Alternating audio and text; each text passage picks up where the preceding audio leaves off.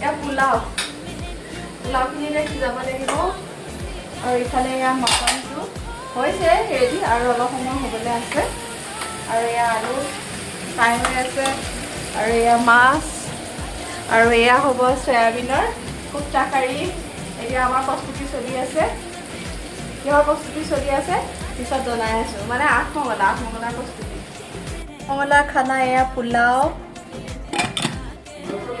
এয়া মাছ পিঁয়াজৰ মাছ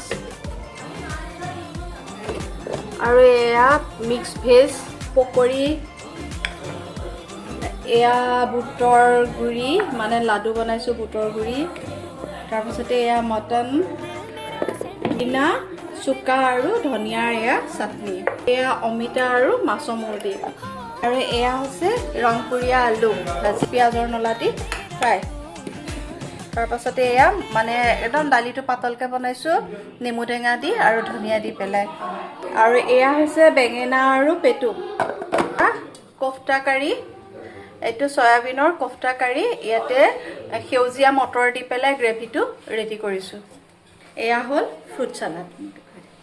যি আঠমঙলাৰ ডিছখিনি সম্পূৰ্ণ ৰেডি হৈ গ'ল আৰু আছে দৈ ৰসগোল্লা এয়া চালাড আছে সেইখিনি দেখুওৱা নাই আৰু ভাতটো ৰেডি হৈ আছে এতিয়া আমি দৰা কইনাক খাবলৈ দিওঁ আৰু এতিয়া এয়া প্লেট সজাই দিলোঁ আৰু দৰা আৰু কইনাৰ বাবে আঠমঙলা হ'লে দৰা কইনাই লাজকৈও খায় আৰু ইমানো ব্যঞ্জন খাবলগীয়া হয় তেওঁলোকেও দিগদাৰ পায় আৰু এয়া দৰাই কইনাক খুৱাই দিছে আৰু কইনাই তেনেকৈ দৰাক খুৱাই দিছিলে সেইটো ঠিকে আছে খোৱা ভালকৈ লাজ নকৰিবা আৰু